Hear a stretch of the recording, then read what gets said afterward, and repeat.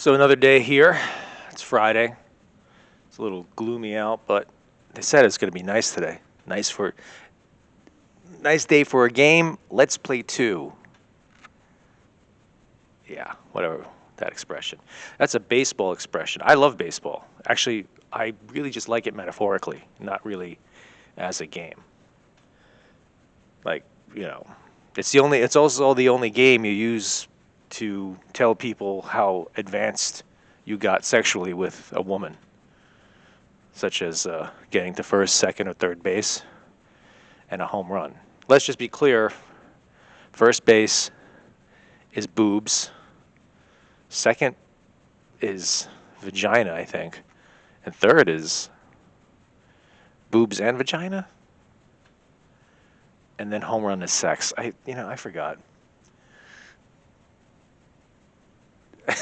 Anyway, I was gonna pregame. I always tell myself I don't want to pregame. I do this thing off the cuff, off the fly. I just sit down, and whatever comes to my mind. And I've said that like sometimes I'm in the shower or I wake up early or whatever. I'm gonna talk about all this stuff I want to talk about. And I was really and today I was like gonna have a whole thing about how I was gonna just badmouth my old friends. I really don't like my old friends. I have a bunch of old friends I went to high school with who I can't stand them. They turned out to be really awful people, and I was going to go line by line who they are. Well, not like mention their names specifically, but just tell you a piece of their lives, a fraction of their lives, and how we were just very close in high school. And we're just, and I know it's like high school. High school's a long time ago. People change. I get that.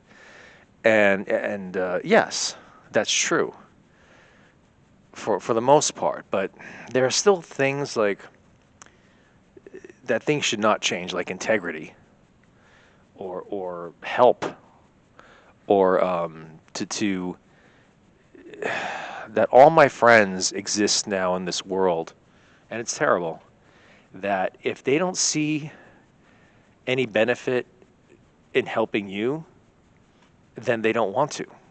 And that's what's really terrible. That's really just the sad state of the world. Maybe it's always been that way, and I'm just very naive.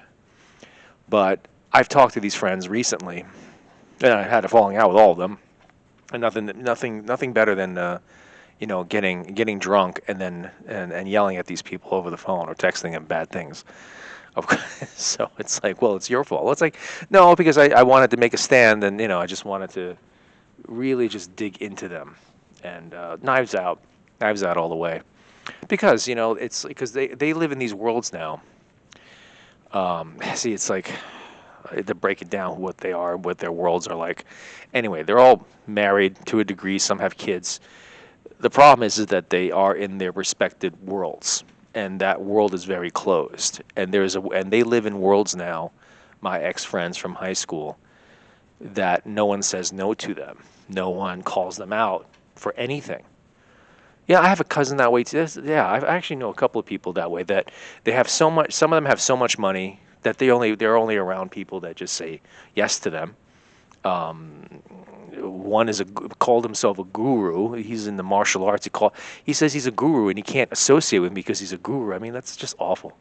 But that somehow they live in this world that if you even scratch it, that it's gonna all fall apart. It's all a house of cards. But whatever, they built their lives in such a way that they are protected all around. I have no protection. I am completely exposed.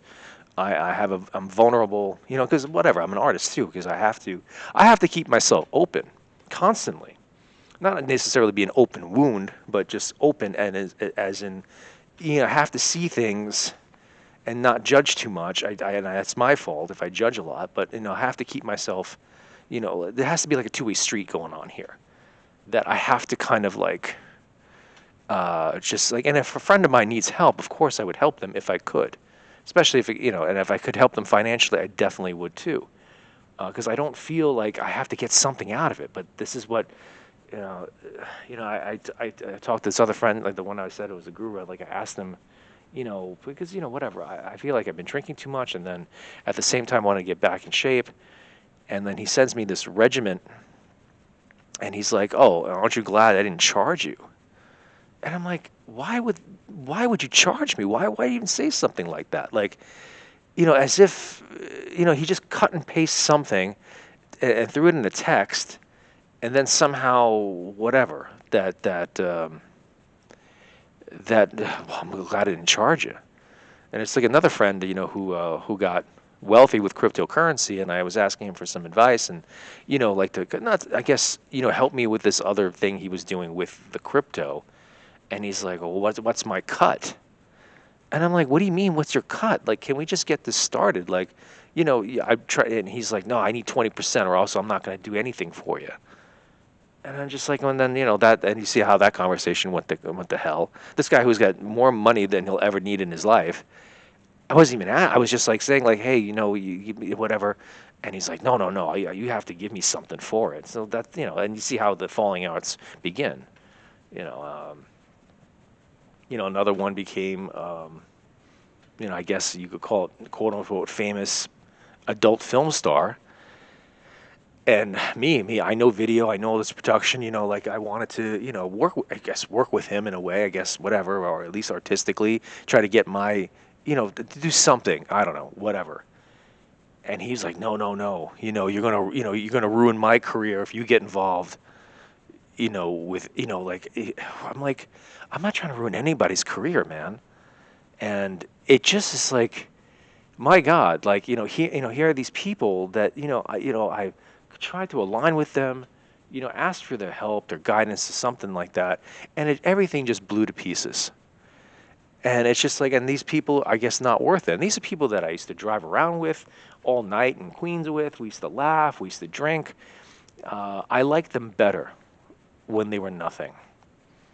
That's the truth. I liked all my friends better when they were nothing, because if you're nothing, then what do you got to lose? And that's all that mattered. All we wanted to do was laugh and have a good time. And now that's just not possible with anyone, with these people, with these so-called friends. And that's why I don't talk to them anymore. The hell with them. I'm not trying to be bitter, but just in general, like, your friends change over time, and they don't turn out to be good people, and you're mad that they're not good people. And I know other people that are also have means, and instead of feeling I need to ask them for $1, why don't you buy one of my pieces of art? I have actually good art, to the contrary of what I might put up there. But if the times are lean and you got the means, buy somebody's art. You don't have to hand them $1. You don't have to make them feel like a beggar. Just, purchase something. That's it. And that might get them through a long winter if there's not a lot going on. And especially with this economy and like the change in, leadership in this country, yeah, these are lean times for a lot of people. You could do things for people without, you don't have to be a jerk. And I'm sorry that my friends are jerks. I'm not sorry. I mean, for myself, just I called them out, and that's that. Anyway, that was what I was going to talk about, and I guess I did. So this is what was my big pregame. But anyway, I hopefully I won't carry this kind of weight with me throughout the weekend. But I guess, yeah. I guess enjoy the day. Happy Friday. Yeah, that looks really nice back there. That's a good background today. I got the light even. Let me just put it a little bit brighter. Oh yeah. Yeah, I'm handsome. It's okay. I'm a handsome guy. All right, later.